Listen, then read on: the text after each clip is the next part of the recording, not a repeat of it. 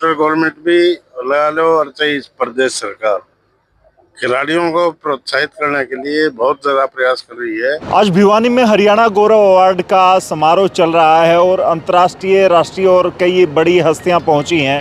फिलहाल यहां आयोजक हैं, मैं इनसे बात कर लेता हूं। सुरेश सैनी, मैं खड़ा हूं दक्षिण काली नवदुर्गा मंदिर में, जहां पर ये कार्यक्रम का आयोजन किया जा रहा है। क्या कुछ सोच के साथ आप ये कार्यक्रम कर रहे हैं और कहां से आपने खिलाड़ी और जो दूसरे लोग हैं उनको अवार्ड के लिए बुलाया है?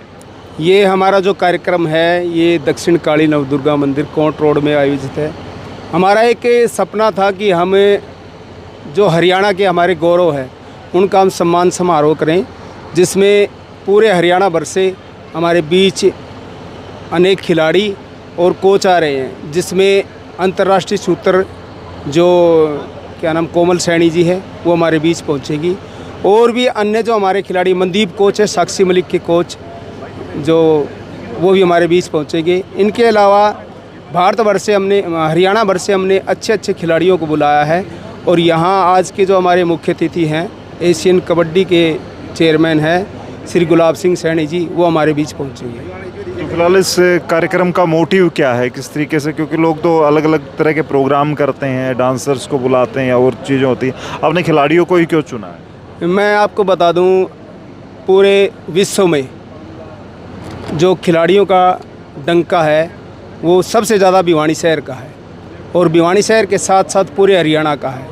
तो हमारी टीम ने एक सपना देखा था कि हम हरियाणा के जो खिलाड़ी हैं जो पूरे राष्ट्र में अपना नाम रोशन कर रहे हैं, हम उनको सम्मानित करें। चलिए, बहुत सारे लोग मौजूद हैं, उनसे बात करते हैं, जानते हैं क्या कुछ कहना है इस कार्यक्रम के बारे में। अलग अलग प्रकार के गिफ्ट्स 80 खिलाड़ियों को दिए गए हैं, और इसमें गेम भी कई हैं।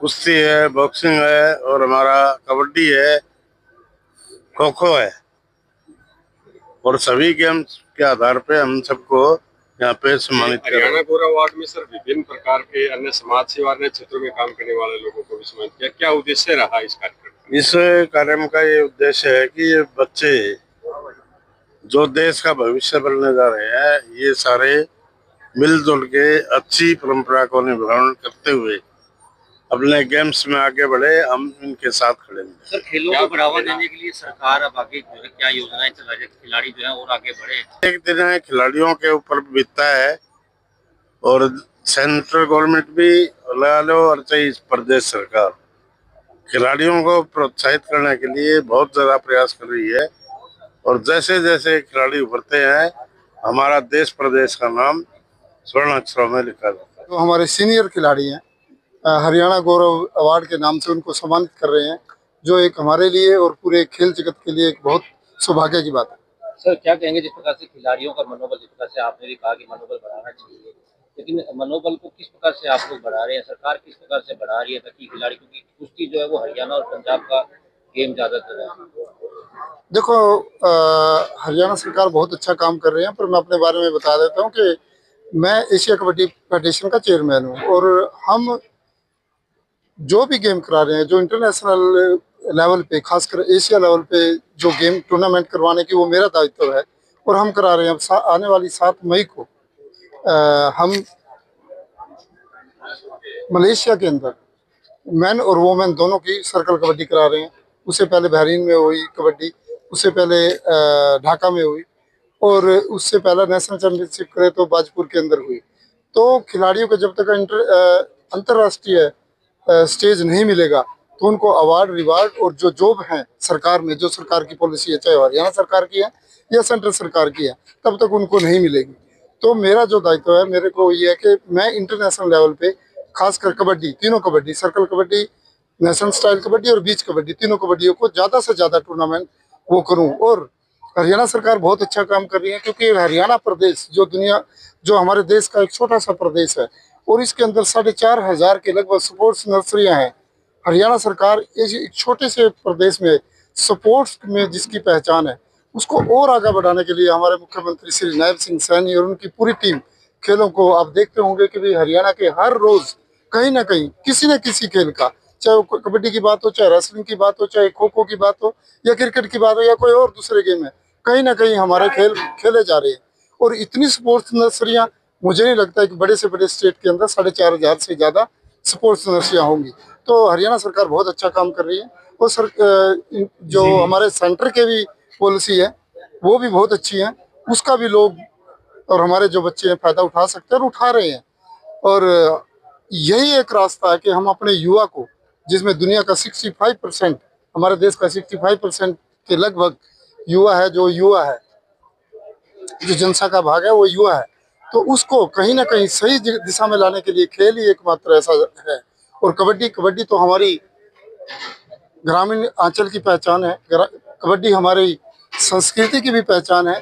तो कबड्डी एक ऐसा है कि जो हम अपने युवा को और ज़्यादा से ज़्यादा प्लेयरों को इस रास्ते पे डाल के देश की तरक्की में और खुशहाली में, और खुद प्लेयर अपने परिवार को, अपने देश को, अपने गाँव को, परिवार को ऊंचा उठा सकता है। सर, खिलाड़ी जब अवार्ड ले आता है उसके बाद तो सरकार उस पर पैसा खर्च करती है, नए पोज तैयार करेगी, इस प्रकार की कोई योजना जो है वो नहीं आती। मैंने अभी बताया आपको कि 4,500 के लगभग स्पोर्ट्स नर्सरियाँ हरियाणा के अंदर चल रही हैं। वो प्योद की ही तैयार कर रहे हैं, वो पनीरी ही तैयार कर रहे हैं, वो एक जो हमें जूनियर लेवल से तैयार कर रहे हैं, जो ऊपर से आके एक दिन पूरा पेड़ बनेगी और देश के लिए, प्रदेश के लिए मेडल जीत के आएंगे। कोई नई सर स्कीम जिस प्रकार से आप बता रहे थे आपसे, वो सरकार की पॉलिसी है। इंटरनेशनल लेवल पे मैं बता सकता हूँ। कबड्डी के बारे में मुझे कुछ पूछना तो बताओ। सरकार की जो पॉलिसी, कबड्डी के लिए हम 10 साल से सर्कल कबड्डी का कोई मैच नहीं हुआ। जो मलेशिया में हम 10 साल के बाद कर रहे हैं, ढाका में 10 साल के बाद वर्ल्ड चैंपियनशिप हुई, बहरीन के अंदर 9 साल के बाद हुई। तो ये देखो कितनी दिन से ये चीजें एक बगैर ये कह लो कि भाई बगैर उसके पड़ी थी। और इसका नुकसान किसको हो रहा था? युवा को हो रहा था, खिलाड़ियों को हो रहा था, जो कबड्डी खेलना चाहते हैं उनको हो रहा था। लेकिन आगे से ये नहीं होगा। और हमारी फेडरेशन ने एक और भी वो किया कि हर साल एशिया कप होगा। जब तक जो पीछे के पेंडिंग एशिया कप पूरे नहीं हो जाते तब तक हम एशिया कप कराते रहेंगे ऐसे हर साल। हरियाणा में कोई अंतर्राष्ट्रीय स्तर की कोई अकेडमी नहीं है, तो इस और क्या प्रयास किए जा रहे हैं? ये हरियाणा गवर्नमेंट इसका जवाब दे सकते हैं, मुख्यमंत्री जी दे सकते हैं या हमारे खेल मंत्री दे सकते हैं। और वही कहा कि मैं कोई ना कोई गेम हमारे यहाँ हो रहा है, मैं कोशिश करूँगा। और मुख्यमंत्री जी ने भी खेलों को लेके बहुत रुचि दिखाई है कि हम एक वर्ल्ड लेवल का या एशिया चैंपियनशिप आने वाले दिनों में कबड्डी का कहीं ना कहीं हरियाणा की किसी न किसी जगह पे करवाएं। सर, खेल नीति में काफी बदलाव किए गए। पहले जो खिलाड़ी थे वो नौकरी लग जाते DSP स्तर तक की, लेकिन अब ऐसा नहीं देख रहे। नहीं, ऐसी बात नहीं है। खेलों का स्तर बढ़ा है, हमारा कंपटीशन भी बढ़ा है। और जो अब गांव में या शहर में या स्टेट लेवल से खेलने से आपको DSP नहीं मिलेगी, क्योंकि सरकार की एक पॉलिसी है। उस पॉलिसी के तहत और फेडरेशन के रूल रेगुलेशन, जो फेडरेशन के रूल रेगुलेशन, इंटरनेशनल कबड्डी की बात करूं तो इंटरनेशनल कबड्डी फेडरेशन के रूल है अपने, उसके तहत जो खेलेगा नेशनल या इंटरनेशनल लेवल पे उसको जो मिलेगी और मिलती आ रही है। और आगे तो फिलहाल इस कार्यक्रम में वैसे तो मैं कहूँगा उम्र से तो उम्र दराज हैं, लेकिन जवान इतने हैं कि सुबह 4 बजे उठते हैं और मेहनत जो करते हैं खिलाड़ियों के, कहीं ना कहीं कहूँगा मनोबल जो है वो उनका काफ़ी ज़्यादा प्रेरित करेंगे उनको। ये इनकी कहानी, क्या कुछ कहेंगे आज के कार्यक्रम के बारे में? काफ़ी दूर दूर से खिलाड़ी पहुंच रहे हैं, ये अवार्ड फंक्शन है। सबसे पहले तो मैं भिवानी अपडेट को शुभकामना देते हैं कि ये कार्यक्रम है, ये अपने देश के लिए, प्रांत के लिए, छोटे बच्चों के लिए एक प्रेरणादायक होगा, क्योंकि इससे बच्चे हैं, भावी जो खिलाड़ी हैं इससे प्रेरणा लेंगे, और जो पुरानी खिलाड़ी हैं वो भी प्रेरणा लेंगे कि हमने जो कुछ किया है वो हम आदर के योग हैं। चलिए फिलहाल दूसरे लोग हैं, उनसे बात करते हैं, जानते हैं क्या कुछ मोटिव इस कार्यक्रम का और कैसा लगा उनको ये कार्यक्रम।